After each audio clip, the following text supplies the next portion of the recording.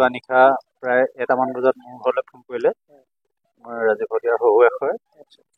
Phone কৰিলত আমাৰ ল'ৰাটো আহি 2টা বজাত ঘৰৰ পৰা ওলাই আহি তেখেতক হস্পিটেললৈ আমাৰ য'ত প্ৰগ্ৰাম আছিলে তাৰ উদ্যোক্তাসকলে পৰিচালনা সমিতিৰ উদ্যোক্তাসকলে আমি মেডিকেল পোৱালেহি।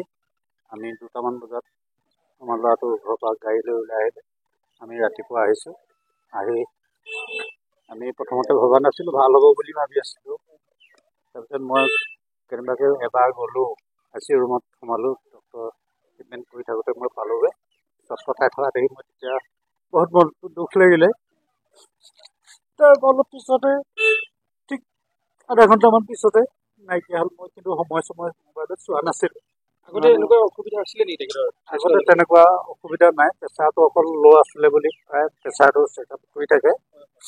আৰু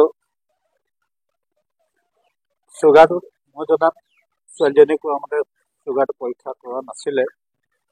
ইমানে জানো। আৰু ভগৱানে ইমানে তেখেতৰ লিখি পঠিয়াইছিলে। বিশেষকৈ আপোনাৰ লগত ধৰিলোঁ।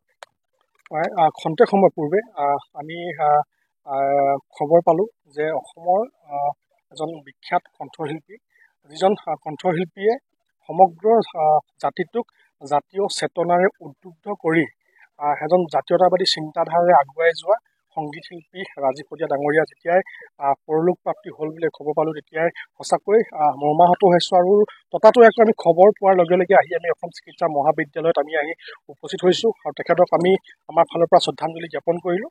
আৰু তেখেতৰ যি অসমবাসীৰ কাৰণে যি অৰিহণা তেখেতে দি গ'ল, তেখেতৰ গীত মাত কথাৰে অসমবাসীৰ ৰাইজক যি তেখেতে অনুদান দি গ'ল, সেই অনুদানসমূহ আমি নৱপ্ৰজন্মই তথা আমি ছাত্ৰ সন্থা সদায় অনুপ্ৰেৰণা পাম। তেখেতৰ গীত মাতত সদায় জাতীয় চেতনা, জাতীয়তাবোধ সদায় সোমাই আছিলে। এই জাতীয়তাবোধ আৰু প্ৰয়োজন আছিলে আমাক। গতিকে তেখেতৰ এই গীতসমূহে যাতে অনাগত দিনসমূহত আমাৰ দৰে নৱপ্ৰজন্মক যাতে অনুপ্ৰাণিত কৰি যায়, তাৰে আমি আশা কৰিছোঁ। আৰু আমি ৰাজীৱ শদিয়া ডাঙৰীয়াৰ যি তেখেতৰ সৃষ্টি, এই সৃষ্টিক জীয়াই ৰখাৰ ক্ষেত্ৰত আমি ছাত্ৰ সন্থাই পদক্ষেপ গ্ৰহণ কৰিম বুলি আমি কথা দিছোঁ। 2টা গান গালে।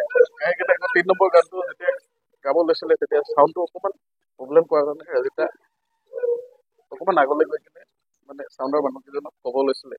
তেতিয়া হঠাৎ কি হ'ল জানো, মাটিত বাগৰি পৰিব। পৰি যোৱাৰ লগে লগে আমি চবেই গ'লোঁ, গৈ মেলি নগালোঁ। হস্পিটেল লৈ আহিলোঁ। প্ৰথম নিলোঁ ফিল'বাৰী হস্পিটেল, তাৰপৰা ফিল'বাৰীৰ পৰা DC বৰুৱা, ৰূপাই DC বৰুৱা তালৈ DC বৰুৱা এটা ডিব্ৰুগড়লৈ পঠাই দিছিলে। তেতিয়া আহোঁতে ধুমধুমাতে পুৰা চিৰিয়াছ হৈ গৈছিলে। তাৰপিছত আমি আপোনালোকে ইয়ালৈ লৈ আহিলে ডাইৰেক্ট নানিলোঁ। RCMত RC আগৰৱাল আছে, তাত সোমালোঁ। সোমাওঁতে কৈছে এতিয়া ইমিডিয়েট ডিব্ৰুগড় লৈ যোৱা বুলি কৈছে এপাক। তাৰপিছত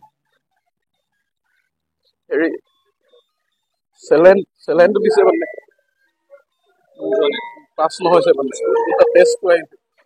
তাৰপিছত ইয়াত পালোঁ।